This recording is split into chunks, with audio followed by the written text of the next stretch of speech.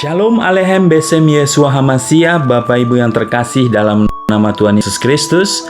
Bertemu kembali dengan saya, Pastor Juniarson Ginting.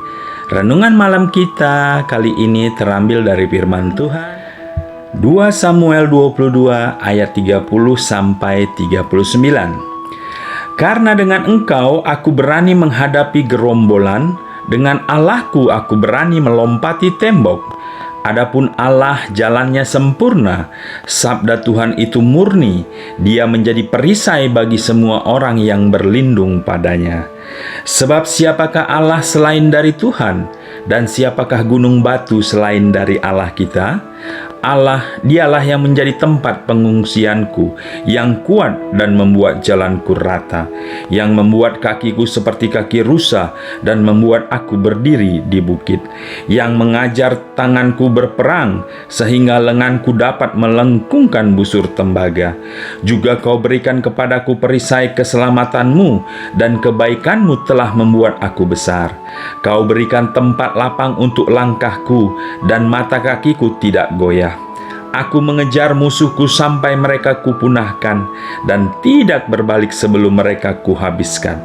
Aku menghabiskan dan meremukkan mereka, sehingga mereka tidak bangkit lagi, dan mereka rebah di bawah kakiku. Jadi kita belajar Bapak Ibu dari kisah Daud, seorang raja yang besar bagi bangsa Israel. Kali ini topik yang akan saya ambil dalam renungan malam yaitu 4 langkah menjadi orang kuat di dalam Tuhan. Bapak Ibu yang terkasih dalam nama Tuhan Yesus, kehidupan kekristenan seharusnya merupakan sebuah kehidupan yang menuju kepada kemenangan.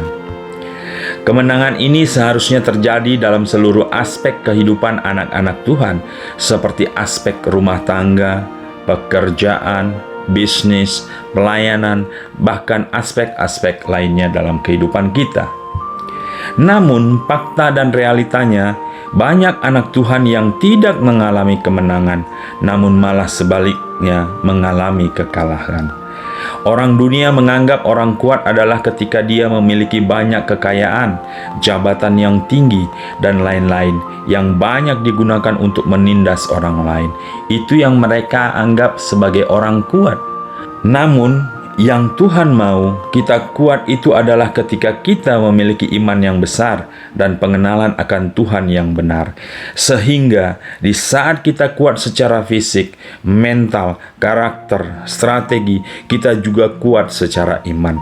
Sehingga apa yang kita lakukan adalah hal yang benar untuk memuliakan nama Tuhan. Jadi, belajar dari pengalaman Daud ketika dia melalui proses yang Tuhan bentuk sampai dia menjadi raja yang besar. Kita mau belajar. Ada 4 langkah menjadi orang kuat di dalam Tuhan. Yang pertama dikatakan berjalan bersama Tuhan. Dalam 2 Samuel 22 ayat 30, karena dengan engkau aku berani menghadapi gerombolan, dengan Allahku aku berani melompat tembok. Jadi, di sini jelas bahwa belajar dari Daud kita mengerti bahwa sangat penting untuk kita berjalan bersama Tuhan. Karena kita sungguh yakin kalau kita bersama dengan Tuhan, maka kemenangan demi kemenangan akan kita raih dalam hidup ini. Jadi yang langkah pertama yang harus kita pahami bahwa kehidupan kita harus berjalan bersama Tuhan, bukan dengan yang lain. Yang kedua dikatakan bersandar pada Tuhan. Selain berjalan, kita juga harus bersandar kepada Tuhan. Dalam 2 Samuel 22 ayat 31 sampai 33 dikatakan, adapun Allah jalannya sempurna, sabda Tuhan itu murni, Dia menjadi perisai bagi semua orang yang berlindung padanya. Sebab siapakah Allah selain dari Tuhan, dan siapakah gunung batu selain dari Allah kita? Allah Dialah yang menjadi tempat pengungsianku yang kuat dan membuat jalanku rata. Belajar dari Daud kita sadar bahwa hanya Tuhanlah tempat kita bersandar, karena Tuhan saja yang akan memberikan kekuatan kepada kita. Kekayaan, jabatan, keluarga, dan lain-lain tidak akan menjadi sandaran yang kuat bagi kita, tetapi hanya Tuhan saja yang menjadi sandaran orang benar. Sampai di sini kita sudah mengerti bahwa Tuhan sajalah yang menjadi sandaran kita. Langkah ketiga yang perlu kita lakukan adalah mau diajar dan belajar. Belajar dari Daud. Dalam 2 Samuel 22 ayat 35 dikatakan, yang mengajar tanganku berperang sehingga lenganku dapat melengkungkan busur tembaga. Menjadi kuat dalam Tuhan, maka kita harus siap untuk diajar dan belajar setiap saat. Belajar adalah suatu proses dan harus kita lalui. Karena di saat kita diajar dan belajar, maka pengenalan kita akan Tuhan semakin bertumbuh. Jadi proses sama seperti pohon, untuk bertumbuh dia perlu proses yang cukup lama. Demikian juga kehidupan kekristenan kita, iman kita, agar kita menjadi orang yang kuat di dalam Tuhan.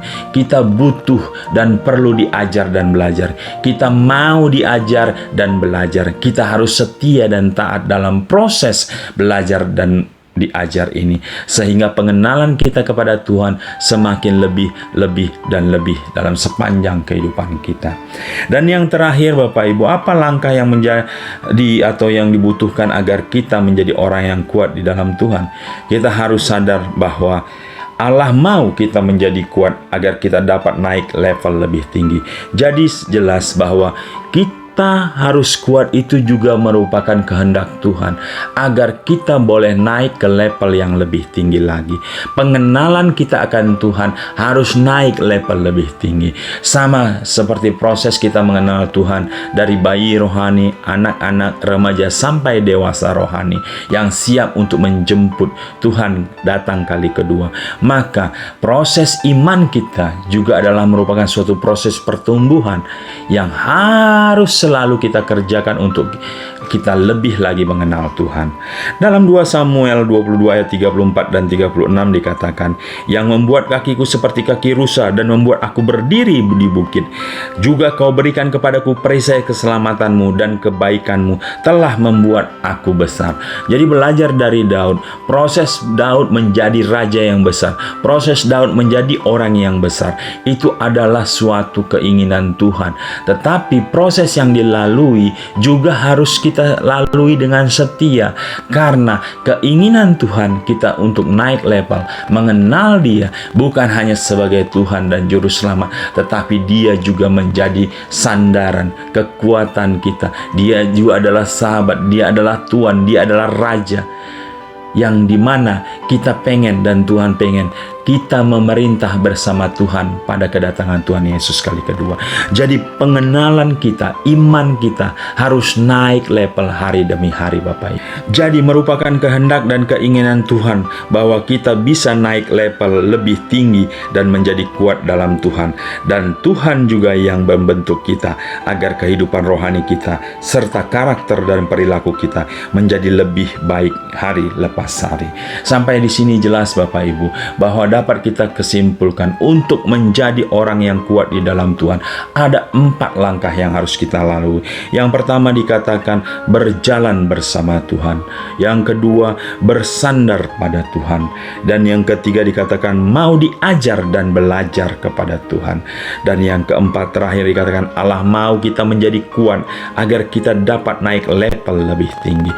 Ini luar biasa, pelajaran yang luar biasa, sehingga kita mengerti hari ini agar kehidupan rohani kita naik level dan kita kuat iman, kuat keimanan kita bersama Tuhan. Maka 4 langkah ini harus kita lakukan, harus kita belajar dan mau diajar setia sampai kita mencapai level kedewasaan rohani yang sempurna. Demikian Bapak Ibu, jangan lupa bantu like dan subscribe Juginsu Broadcast Channel dan bagikan kepada banyak orang, teman Bapak Ibu, saudara Bapak Ibu yang belum mengenal firman Tuhan, sehingga mereka juga boleh mengenal kabar baik itu, dan Bapak Ibu juga ikut menginjil melalui penyebaran ke berita kabar baik ini. Terima kasih Bapak Ibu, Tuhan Yesus memberkati.